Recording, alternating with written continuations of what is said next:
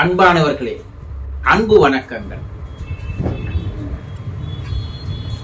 தொடர்ந்து பல்வேறு விஷயங்களை உங்களுக்கு தெரியப்படுத்துவதற்கு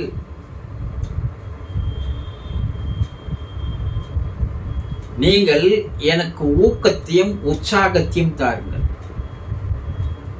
அதற்கு முதல்ல இந்த சேனலை சப்ஸ்கிரைப் செய்து வைத்துக் கொள்ளுங்கள். கற்றது கைமண் அளவு, கல்லாதது உலகளவு. அதை எவ்வளவுக்கு எவ்வளவு நாம் கற்கிறோமோ, அறிகிறோமோ, தெரிந்து கொள்கிறோமோ, தெளிவு பெறுகிறோமோ, அவனே ஞானியாக மாறுகிறான். நீங்கள் ஞானியாக மாற வேண்டும் அல்லவா? அதற்கு இறைவன் உங்களுக்கு ஒரு வாய்ப்பை, சந்தர்ப்பத்தை தந்திருக்கிறான். ஆகவே இந்த சேனலை நாள்தோறும் ஒரு 10 நிமிடம் நீங்கள் பார்த்து வாருங்கள்.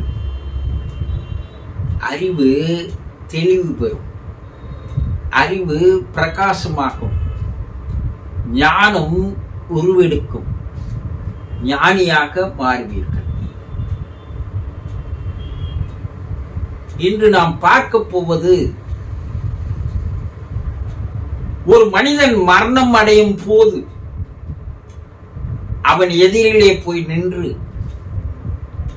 அவன் உடலை விட்டு உயிரானது வெளியேறுகின்ற அந்த நிலையில் அவன் உடலிலே ஏற்படுகின்ற மாற்றங்கள், அறிகுறிகள், இதையெல்லாம் நாம் பார்ப்போமேயானால் அதுவே ஒரு பெரிய ஞானியாக மாறுவதற்கு வாய்ப்புகள் இருக்கிறது. பல ஞானிகள் தெளிவு பெறுவதற்கு மயான காடுதான் அவர்களுக்கு தெளிவை தந்திருக்கிறது. வள்ளல் பெருமான் அவர்கள் மயான காட்டிலே போய் அமர்ந்து தியானம் செய்வார். பல நாட்கள் அந்த மயான காட்டிலே அவர் தியானம் செய்திருக்கிறார். பல இடைஞ்சல்கள், பல குறுக்கீடுகள், பல தடைகள் இருந்தாலும் கூட விடாப்பிடியாக அதில் அவர் இருந்த காரணத்தினால்தான் அவர் மாபெரும் ஞானியாக மாறினார். இப்ப மரணம் அடையும் போது ஏற்படுகின்ற சில அறிகுறிகள், அந்த உடலிலே ஏற்படுகின்ற மாற்றங்கள், இதை வைத்தே அவன் அடுத்த பிறப்பில் என்னவாக பிறப்பான் என்பதை கூறிவிட்டார்கள் அக்கால ஞானிகள், யோகிகள். அப்படி ஒரு நூல் 8ஆம் நூற்றாண்டிலே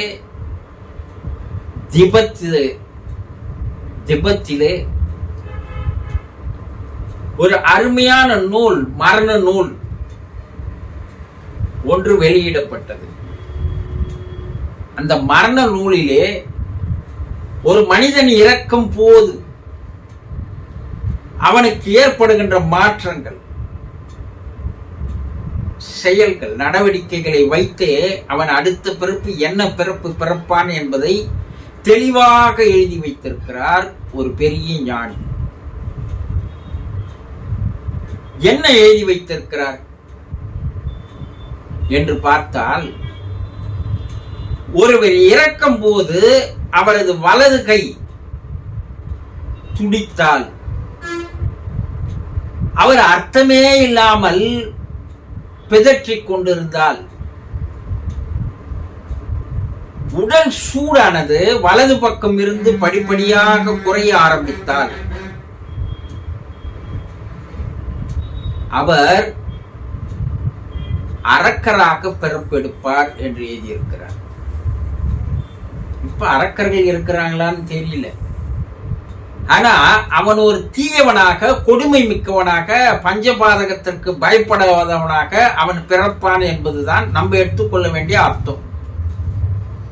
ஏன்னா 8ஆம் நூற்றாண்டுக்கும் இப்பத்திக்கும் பாத்தீங்கன்னா இப்ப உலகில் மக்களே அரக்கர்களா தானே இருக்கிறாங்க. அப்போ அது போல ஒரு கொடுமையான மனிதர்களாக பிறப்பெடுப்பார்கள். சரி, இரண்டாவது, இடது நாசி வழியாக அவனுடைய சுவாசம் சென்று வந்து கொண்டிருந்தால், இடது நாசியிலே அவனுக்கு நீரானது சளியானது ஒழுகி கொண்டிருந்தால், உடல் சூடானது இடது கண் பக்கம், இடது பக்கத்திலிருந்து படிப்படியாக உடல் சூடு குறைய ஆரம்பித்தால், அவன் அடுத்த பிறப்பிலையும் மனிதனாக தான் பிறப்பான். மனிதன் பாதி மிருகம் பாதி சேர்ந்து செய்த கலவையினான் என்று சொல்ற மாதிரி அது போலதான் பிறப்பான். அவன் நல்லவனாகவும் இருக்க மாட்டான், கெட்டவனாகவும் இருக்க மாட்டான். இது அடுத்து அவர் சொல்றது. மூன்றாவது, இறக்கும் தருவாயில் இருப்பவன் விலங்குகள் போல மிருகங்கள் போல அவன் குரல் கொடுத்து கொண்டு அவனுடைய உயிர் நீரிலே சிறுநீரானது ஒழுகி கொண்டிருந்தால், உடல் சூடானது பால் உறப்பில் அவனுடைய உயிர்நிலையிலிருந்து குறைய ஆரம்பித்தால், அவன் ஒரு மிருகமாகவோ விலங்கினமாகவோ பிறப்பெடுப்பான் என்று எழுதியிருக்கிறார். சரி, தேகம் மஞ்சள் நிறமாக மாறிவிட்டால், இறப்பதற்கு முன்னே கொஞ்சம் படிப்படியா அவனுடைய தேகம் மஞ்சள் நிறமாக மாறிக்கொண்டே வந்தால், வாயிலிருந்து உமிழ் நீரானது சுரந்து கொண்டே இருந்தால், எச்சிலானது அவனுடைய உயிர்நிலையிலிருந்து விந்துவானது கசிந்து கொண்டிருந்தால், அவன் பேய் உலகிலே போய் பிறப்பான் என்று எழுதுகிறார். அடுத்தது, வலது உள்ளங்கால் ஆடினால் அவன் ஆசன வாயில் மலமானது வெளியேறியிருந்தால், கோபத்தோடு அவன் இருந்தால், உடல் சூடானது உள்ளங்கால்களிலிருந்து குறைய ஆரம்பித்தால், அவனுக்கு நரகத்தில் தான் இடம் கிடைக்கும் என்று எழுதுகிறார். தீவிரமான இருமார்பு, ஆங்காரம், அகங்காரம், ஆணவம், ஈகோ இறக்கும் தருவாயில் கூட ஒருவருக்கு இருந்தால், உடல் சூடானது காதுகளில் இருந்து குறைய ஆரம்பித்தால், அவன் எச்சராக பிறவி எடுப்பான் எழுதுகிறார். நல்ல சூழ்நிலைகள் அமைந்தால், உடல் உள்ளுறுப்புகள் பழுது அடையாமல் இருந்தால், சாகும் போது கூட தெளிவாக விழிப்புணர்வோடு இருந்தால், யோக பயிற்சிகள் பெற்றவனாக இருந்தால், அவனுடைய உணர்வானது உச்சியில் வந்து நின்றால், உயிர் உச்சி வழியாக வெளியேறினால், அவன் மறுபிறப்பில்லாத ஒரு நிலையை அடைகிறான் என்று எழுதுகிறார். இது யோகத்தில் நவதுவாரத்தை நம்பினோருக்கு நரகம் உண்டு, தசதுவாரத்தை நம்பினோருக்கு சொர்க்கம் உண்டு என்று சித்தர்கள் எழுதியிருப்பார்கள். ஒரு உயிர் எந்தெந்த துவாரத்தின் வழியாக வெளியேறுகிறதோ அந்த துவாரத்தை வைத்து அவனுடைய மறுபிறப்பை தெரிந்து கொள்ளலாம்.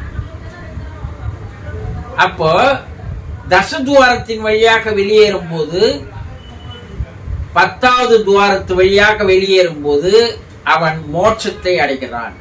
ஏன்னா ஆன்மா நேரடியாக இறைநிலையோடு போய் கலந்து விடுகிறது, கரைந்து விடுகிறது. ஆக ஒருவர் இறக்கும் போது அவர்களுடைய உடலில் ஏற்படுகின்ற அறிகுறிகளை, உடலில் ஏற்படுகின்ற மாற்றங்களை வைத்தே அவருக்கு ஆவி உலகிலே என்ன இடம் கிடைக்கும், அடுத்து ஒரு பிறப்பு எந்த நிலையில் கிடைக்கும் எல்லாம் அந்த திபத்திய மரண நூலிலே தெளிவாக எழுதப்பட்டிருக்கிறது. இது இறப்பவர்கள் இருக்கின்ற இடத்தில் இன்னும் சில நொடிகளில் அவர் இறக்கப் போகிறார் என்பதை நாம் நேரடியாக பார்க்கும் போதுதான் இந்த அனுபவங்கள் எல்லாம் நமக்கு தெரிய வரும். தெரிந்து கொண்டீர்களா? சந்தோஷம்.